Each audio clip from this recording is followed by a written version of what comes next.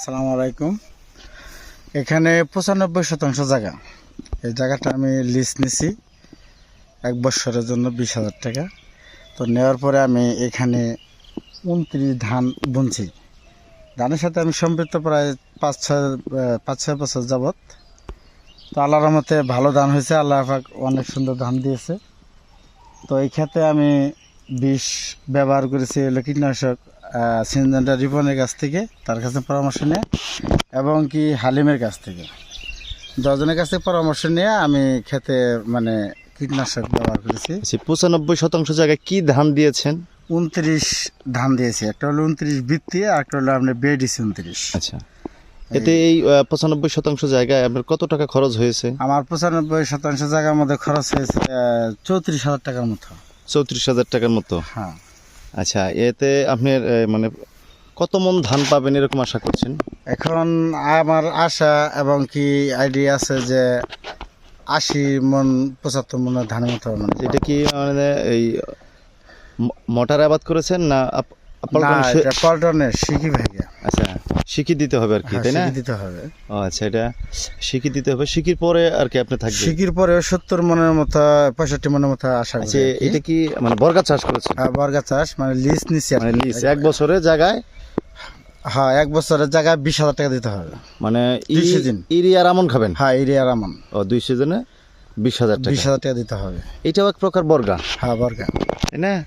আচ্ছা, তাতে এই যে ধান চাষটা করেছেন, এই যে ধান যে মোটামুটি আলহামদুলিল্লাহ ভালো হয়েছে, এতে আপনার অনুভূতিটা কি আসলে? আমার অনুভূতিটা আমি খুব খুশি, হ্যাপি। কারণ যেহেতু আমি কৃষকের কাজ কোনোদিন করি নাই, তার বাদে আপনার 3-4 বছর যাবৎ কাজ করতেছি।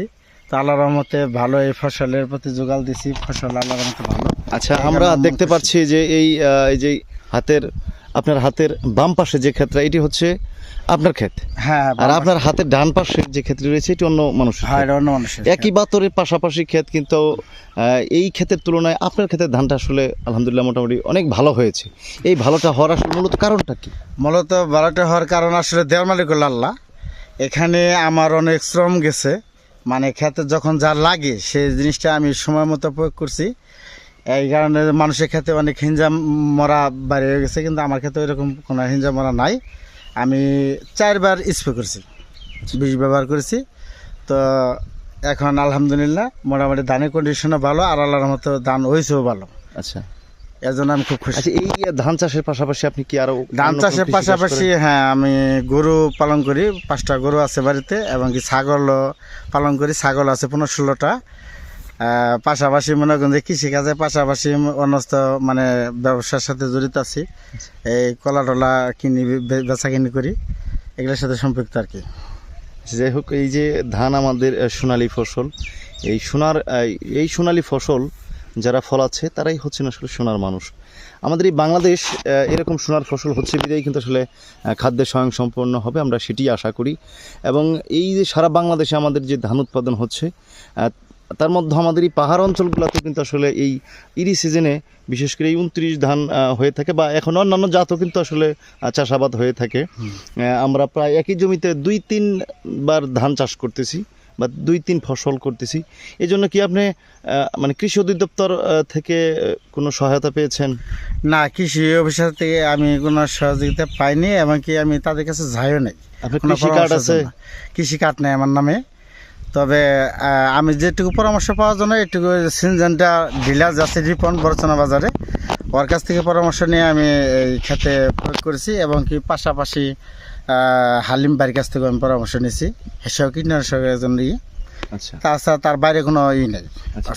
সর্বশেষ এই ধান চাষ ভালো হওয়ার জন্য বা ভালো করার জন্য যারা প্রান্তিক কৃষক রয়েছেন তাদের জন্য আপনার কি বলার থাকবে? এখন আমার এই কথা হলো যে আসলে যারা বেকার যারা আছে, তারা আসলে কিছু করলে পারা কিন্তু লাভবান হতে পারবে। কারণ আমি যেরকম এই জায়গাটা আমি লিজ নিচ্ছি 1 বছরের জন্য, প্রয়োজন লিজ বাড়াবো। এরকম আমার মতো করে যদি তারা যদি এরকম লিজ কিংবা বর্গা যদি নিয়ে তারা যদি কৃষিকাজটা যদি ধরে, তাহলে আমার মনে হয় যে কৃষিকাজ থেকে তারা স্বাবলম্বী হতে পারবে। এবং কি এখানে পরিশ্রম করলে পারা অবশ্যই আল্লাহ তার দিবে, প্রতিদান দিবে। জি, ধন্যবাদ। কি কোনো বেকার থাকবে না, সবাই কৃষি এবং গরু ছাগল এগুলোর মধ্যে পালার মধ্যে কৃষি কাজের মধ্যে প্রচুর আয় আছে যদি সে করে মনোযোগ সহকারে। ধন্যবাদ আপনাকে। অর্থাৎ কৃষি হচ্ছে আমাদের মূল চালিকা শক্তি। এই কৃষির উপর নির্ভর করে কিন্তু আসলে আমাদের বাংলাদেশ অনেক দূরে এগিয়ে যাচ্ছে এবং এই কৃষিতে অনেক আধুনিকায়ন হয়েছে। আগে মানুষ গরু ধারা হাল চাষ করতো, এখন উন্নত মানে ট্রাক্টর দিয়ে হাল চাষ করছে এবং মানুষের কাজকে সহজলভ্য করে দিয়েছে অনেক আধুনিক যন্ত্রই। এবং আমাদের এই কৃষি ক্ষেত্রে আরও বিপ্লব ঘটুক, আরও উন্নয়ন ঘটুক, আরও উদ্ভাবন ঘটুক এবং নতুন নতুন জাত এই বাংলাদেশে আসুক এবং আমাদের এই বাংলাদেশের কৃষি সেক্টর তথা কৃষি বিভাগ আরও উন্নত হোক এবং বাংলাদেশ থেকে যাতে বিভিন্ন ফসল ফল ফলাদি সহ বিভিন্ন প্রকারের সবজি যাতে বিদেশে আমরা রপ্তানি করতে পারি, সেই আশাই হচ্ছে আমাদের।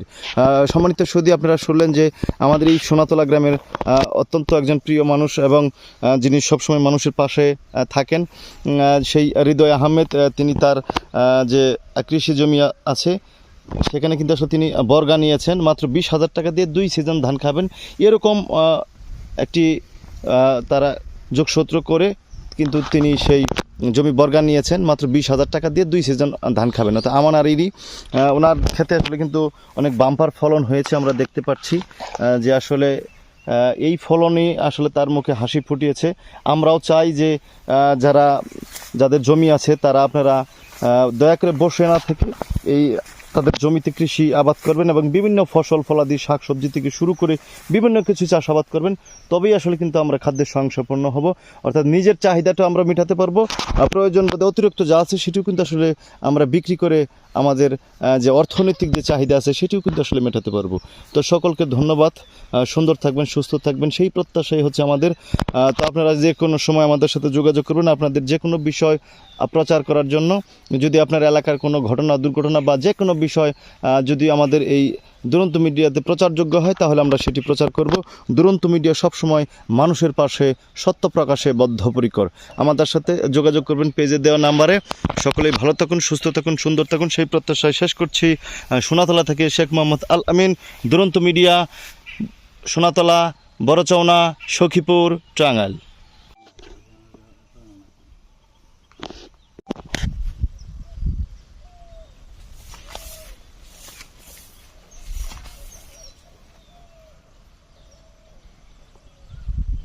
উমরা ডামান না